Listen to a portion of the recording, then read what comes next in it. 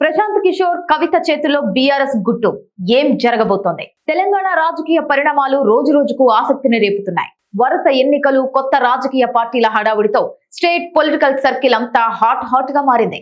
రాబోయే assembly ఎన్నికలే target గా ప్రధాన పార్టీలు అస్త్రాలను సిద్ధం చేసుకుంటుంటే, మరోవైపు కొత్త పార్టీలు పుట్టుకు రావడం ఆసక్తిని రేపుతోంది.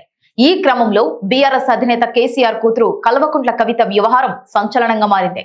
బీఆర్ఎస్ తో తెగదింపులు చేసుకున్న ఆమె వచ్చే ఉగాది నాటికి రాజకీయ పార్టీని అనౌన్స్ చేసేలా కసరత్తు వేగవంతం చేశారు. ఇందులో భాగంగా ప్రముఖ రాజకీయ వ్యూహకర్త ప్రశాంత్ కిషోర్ తో ఆమె ఇటీవల వరుసగా భేటీ అయ్యారు అనే ప్రచారం జోరుగా వినిపిస్తోంది.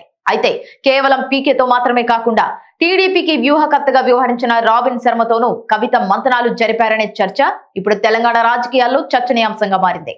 ఏ మాత్రం అవకాశం దొరికినా కవిత బీఆర్ఎస్ పై నిప్పులు చెరుగుతున్నారు. ప్రారంభంలో తన తండ్రిపై సాఫ్ట్ కార్నర్ చూపిన కవిత ఇక కేసీఆర్ తోనే నేరుగా ఢీ అంటే ఢీ అనేలా వ్యాఖ్యలు చేస్తున్నారు. ఈ క్రమంలో బీఆర్ఎస్ పై అగ్గి మీద గుగ్గిలమవుతున్న కవిత పీకేతో చర్చలు జరిపారనే వార్తలు ఆసక్తిని రేపుతున్నాయి. ఈ పరిణామం బీఆర్ఎస్ ను మరింత చిక్కుల్లోకి నెట్టబోతుందా అనే సందేహాలు రాజకీయ వర్గాల్లో వ్యక్తమవుతోంది. నిజానికి ప్రశాంత్ కిషోర్ గతంలో బీఆర్ఎస్ కు వ్యూహకర్తగా పనిచేశారు. అందువల్ల బీఆర్ఎస్ పార్టీ బలాబలాలు ఏంటో ఆయనకు బాగా తెలుసు. ఇక కవిత టార్గెట్ బీఆర్ఎస్ కావడంతో కేసీఆర్ ను దగ్గర నుండి చూసిన వ్యక్తిగా అధినేత వ్యూహాలు, పార్టీ బలహీనతలు ఆమెకి తెలుసు అనే చర్చ జరుగుతోంది. జరుగుతున్న పరిణామాల నేపథ్యంలో పీకే కవిత కాంబినేషన్ లో పాలిటిక్స్ స్ట్రాటజీ రూపుదిద్దుకుంటే అది బీఆర్ఎస్ కు ఏ మేరకు మైనస్ కాబోతోంది అనేది రాజకీయ వర్గాల్లో చర్చ జరుగుతోంది. ఇప్పటి వరకు కవిత తన వ్యాఖ్యలతో తీవ్ర స్థాయిలో డ్యామేజ్ చేస్తున్న బీఆర్ఎస్ అగ్ర నాయకత్వం కనీసం స్పందించడం లేదు.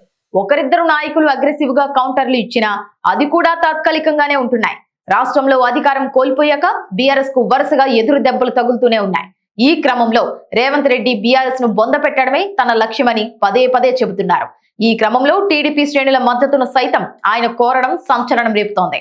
ఇటువంటి పరిణామాల మధ్య గతంలో బీఆర్ఎస్ తో పనిచేసిన పీకే టీడీపీకి వ్యూహకర్తగా ఉన్న రాబిన్ శర్మలతో కవిత ఎలాంటి వ్యూహరచన చేస్తున్నారు?